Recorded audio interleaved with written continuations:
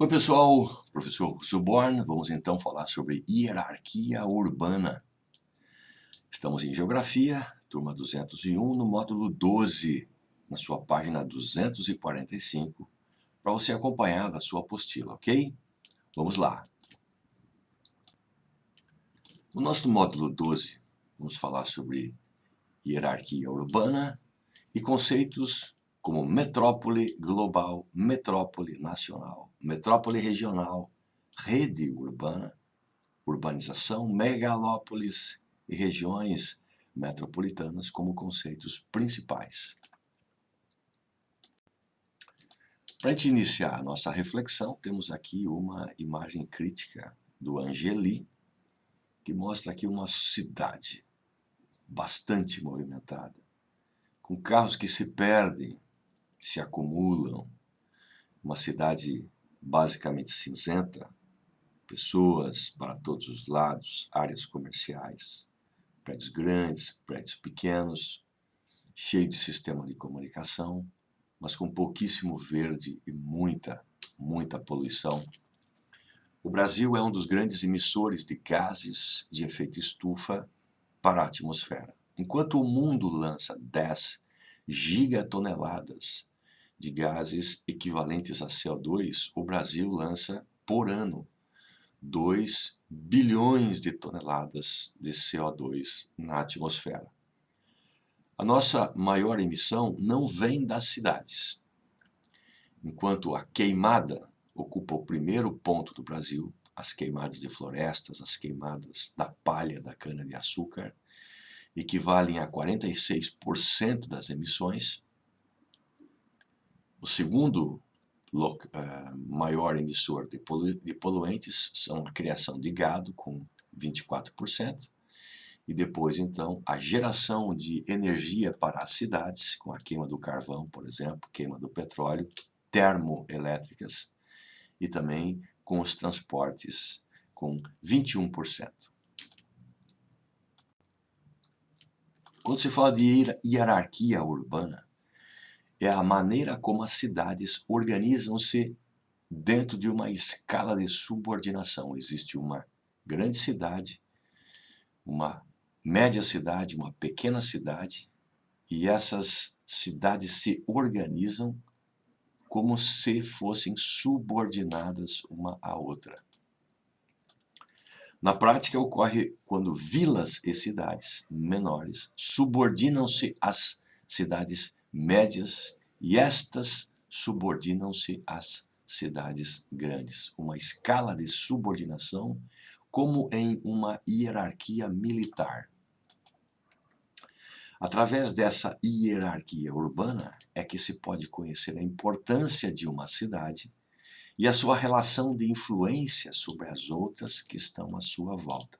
A cidade mais importante, ela então gera muitos serviços que são utilizados pelas outras cidades, gerando aí uma hierarquia. A relação de influência não se dá apenas pelo tamanho da cidade ou quantidade de pessoas, mas especialmente pela quantidade e variedade de bens e serviços oferecidos. Se em uma cidade há serviços de especialização de saúde, ela será o polo da saúde. Se em outra cidade há uma especialização sobre programas de computação para empresas, aquela cidade será então a principal fornecedora de serviços de robótica, por exemplo, e assim por diante. Com o passar do tempo e do surgimento de novas tecnologias, o esquema clássico da hierarquia urbana sofreu modificações, com a evolução dos meios de comunicação e transportes frutos da globalização. No passado, as pessoas não tinham telefone celular, nem telefone tinham, nem televisão. A televisão veio para o Brasil em 1945. Antes desse tempo, as pessoas tinham meios de deslocamento limitado. Então, de uma vila, a pessoa deslocava-se para uma cidade, depois para uma cidade maior, um centro regional. Atualmente, alguém pode morar em uma vila e pode deslocar-se com seu próprio veículo para uma cidade grande como São Paulo, resolver problemas bancários, fazer compras. Então, com o passar do tempo, a hierarquia, ela então foi rompida devido a novas tecnologias, frutos da globalização. Os habitantes de cidades menores direcionam-se diretamente a centros urbanos maiores como metrópoles regionais. Metrópole é uma cidade com grande estrutura de uma região, metrópoles regionais, ou metrópoles nacionais, uma cidade com grande estrutura que monopoliza um país para adquirir bens ou serviços, não dependendo da hierarquia clássica. Então, a hierarquia clássica foi rompida. Esse é um exemplo de hierarquia urbana clássica, onde tem uma vila, uma cidade local, um centro regional, uma metrópole regional, uma metrópole nacional, uma cidade-mãe de um país, uma cidade-mãe de uma região. A vila, ela busca cidade local para resolver seus problemas devido às distâncias. Depois também, se não consegue resolver, vai para um centro regional e uma hierarquia rígida e aqui vertical, como no passado.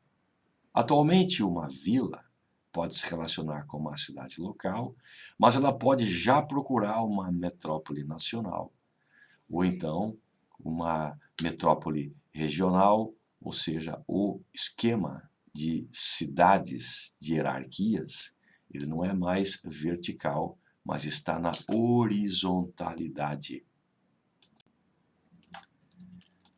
Podemos classificar como a estrutura urbana. Metrópole seria uma cidade de maior porte entre as demais, com poder de atração e influência sobre um expressivo número de cidades do seu entorno. Então, a metrópole é uma cidade-mãe com grande infraestrutura, cidade de maior porte entre as demais.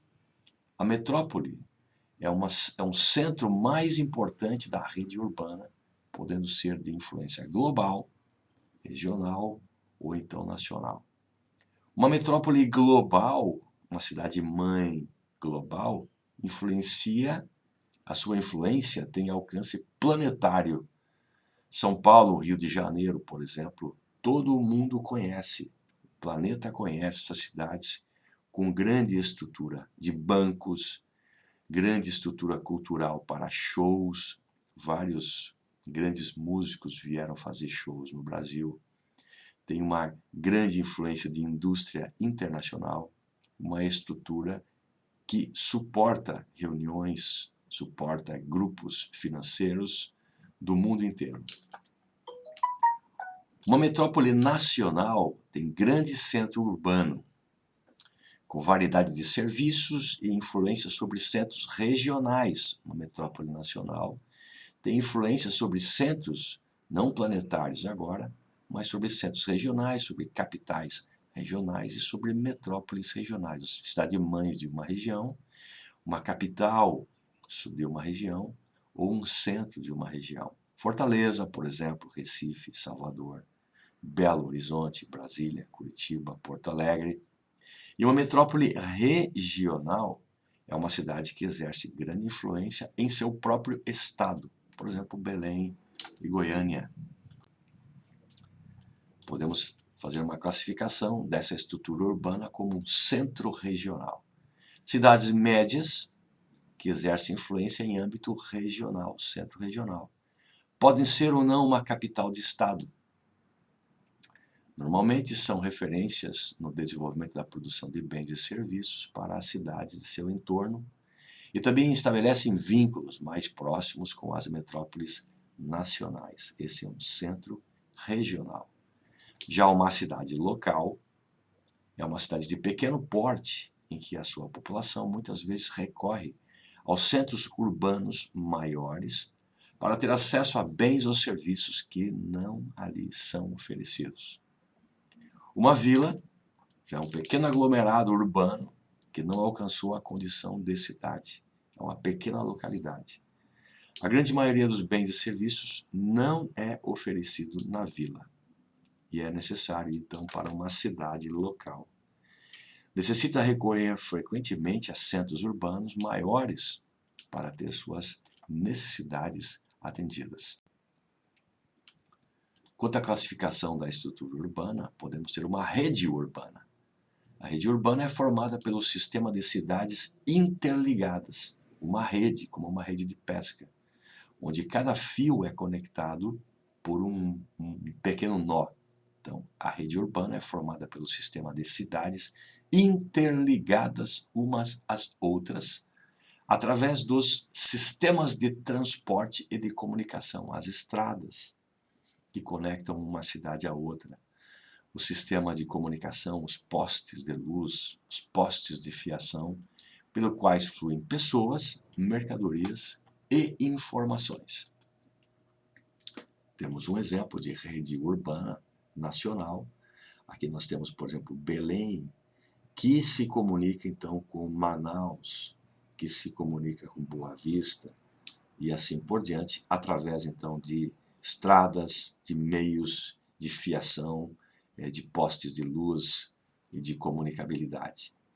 Maior área então está aqui, né, de conexão de rede urbana na região sudeste. Em Santa Catarina, nós então temos também a comunicabilidade de uma rede, como se fosse uma rede de pesca, uma rede urbana. Quando a população urbana de um determinado local cresce em número maior do que a do campo, dizemos que está ocorrendo um processo de urbanização. Urbanização é o crescimento de uma cidade de forma que cresça mais do que o campo, ou seja, está recebendo êxodo rural. Há também outro sentido para a urbanização, que seria quanto à implementação de infraestrutura em espaços de cidades, como favelas, e invasões que não possuem serviços de energia elétrica, saneamento básico, asfalto, entre outros. Quando tais localidades recebem da prefeitura essas estruturas, dizemos que é uma área que está sendo urbanizada, ou seja, adquirindo condições mínimas para assumir as características de um espaço urbano. Ou seja, a urbanização pode ser o crescimento de uma cidade maior do que o crescimento de áreas no campo, ou então uma região que está recebendo urbanização, asfalto, saneamento básico, energia elétrica, está recebendo condições de melhores moradias. A população residente em 1960 no campo era de 54%. Atualmente, a população residente no campo é de 15%, ou seja, está havendo um êxodo rural e as pessoas do campo estão indo para onde? Para as cidades. Em 60, 45% da população vivia nas cidades e atualmente mais de 84%. Podemos entender uma cidade que é uma área urbanizada, que se diferencia das vilas através de vários critérios, como população, densidade populacional, ou então um estatuto legal. O município possui a zona rural e a zona urbanizada, e é o espaço administrado por uma prefeitura. Então, o município ele precisa ser administrado por uma instituição, por exemplo, a prefeitura. A cidade é onde está localizada a administração da prefeitura. A conurbação é um fenômeno urbano que ocorre quando duas cidades limítrofes expandem-se ao ponto de encontrar-se, compondo um único núcleo urbano, ou seja, é a conexão de duas cidades pelo seu crescimento horizontal e se perde, muitas vezes, o limite entre essas duas cidades.